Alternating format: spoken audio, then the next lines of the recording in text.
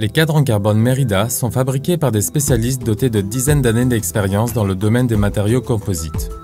Dans le centre de R&D de Merida en Allemagne, designers et ingénieurs peaufinent chaque cadre dans les moindres détails. Tous les matériaux utilisés lors de la fabrication sont fournis par les principaux producteurs de fibres en carbone, Toho, Toray et Fibres Mitsubishi. Lors du processus thermo-adhésif, les fibres sont plongées dans de la résine époxy liquide pour solidifier la structure et assurer un bon alignement. Le matériau de base ainsi obtenu est appelé pré-imprégné, pre-preg en anglais. Outre le pré-imprégné unidirectionnel, d'autres options d'angle permettent de répondre à des besoins particuliers. Le pré-imprégné est produit en interne pour maintenir la fraîcheur du matériau. Il est toujours découpé et traité dans un délai maximum d'1 semaine avant que la résine époxy ne durcisse à température ambiante. On a du mal à se figurer le nombre de pièces nécessaires. Un cadre haut de gamme comme le nouveau Sculptura est composé de près de 400 pièces en fibre de carbone qui doivent être découpées et placées dans la bonne position et le bon angle. Le pré-imprégné est enroulé manuellement autour des mandrins avant d'être fixé au cours d'une cuisson à haute pression. Les moules positifs fabriqués avec de la mousse EPS garantissent une extrême précision de la taille des tubes et des surfaces internes lisses, ainsi que des noyaux de moules en silicone et polyuréthane pour les joints du cadre. Dès le début du processus de développement, quand sont déterminées la forme et les dimensions des extérieurs, les ingénieurs et les designers Merida établissent de possibles données de performance des cadres. Les énormes moules négatifs sont en acier solide et chaque moitié pèse de plus de 400 kg. Chaque triangle principal et chaque taille de cadre requiert son propre moule, voire plusieurs pour garantir la capacité de production sur les tailles les plus demandées. Le moule est chauffé dans le four et le cadre est rempli d'air sous haute pression.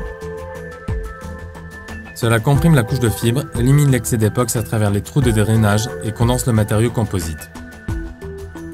Après durcissement du pré-imprégné, le moule est ouvert et le cadre retiré. Commence alors une étape délicate, le traitement de la surface.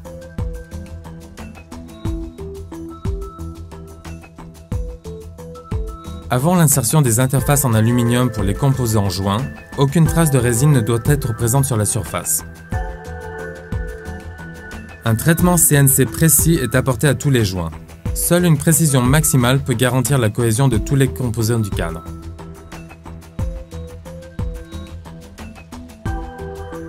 Des centaines d'éléments en carbone, une qualité pièce à pièce. Contrôle qualité. L'ensemble des tolérances pertinentes sont testées et consignées avec soin. Ainsi, chaque cadre a son propre profil, recueillant toutes les informations.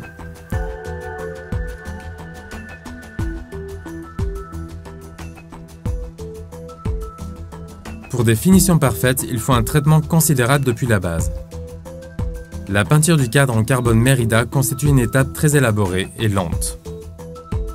Pour les travaux à 2 couleurs, il faut jusqu'à 3 heures pour le masquage, l'application des différentes couches, le travail graphique et le vernis final.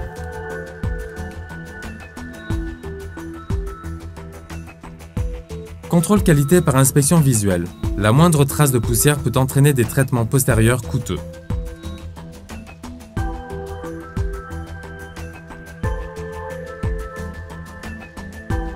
Le véritable potentiel du cadre se manifeste lors du test de rigidité du tube de direction. Une grande rigidité à cet endroit apporte une stabilité à grande vitesse et un freinage précis, un objectif inconditionnel pour les cadres en carbone Merida. Le test d'impact de la fourche simule un choc ou un coup contre un obstacle.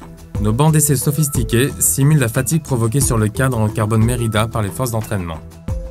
Grâce aux soins apportés à la fabrication et aux avantages du matériau, nos cadres en carbone ont une durée de vie bien plus longue que les options en aluminium.